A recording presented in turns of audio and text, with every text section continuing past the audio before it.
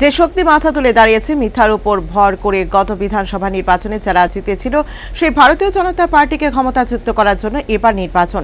এরকম আবহে আমরা ত্রিপুরাবাসী যে ভোট দেব, অর্থাৎ গত 8 এপ্রিল নির্বাচন হওয়ার কথা থাকলেও তা পিছিয়ে দিতে হয়েছে।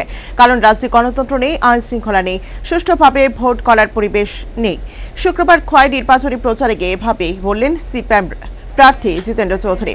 এদিন সকাল 10টা থেকে খোয়াইয়ের বিভিন্ন জায়গায় পথসভা হয়। সভাগুলিতে প্রার্থী জিতেন্দ্র চৌধুরী ছাড়া উপস্থিত ছিলেন খোয়াই বিধায়ক নির্মল বিশ্বাস, সিপিআইএম খোয়াই জেলা কমিটির সম্পাদক রঞ্জিত দেববর্মা, খোয়াই মহকুমা কমিটির সম্পাদক পদ্মকুমার দেববর্মা প্রমুখ। যে শক্তি মাথা তুলে দাঁড়িয়েছে মিথ্যার উপর ভর করে গত নির্বাচনে যারা জিতেছিল সেই ভারতীয় জনতা পার্টিকে ক্ষমতাচ্যুত করার জন্য, এরকম আবহে আমরা ত্রিপুরার মধ্যে ভোট দেব। আমাদের ভোট দেওয়ার কথা ছিল গত 18 তারিখ, কিন্তু আমাদের দুর্ভাগ্য ভারতের নির্বাচন কমিশন এই ভোট পিছিয়ে দিতে হয়েছে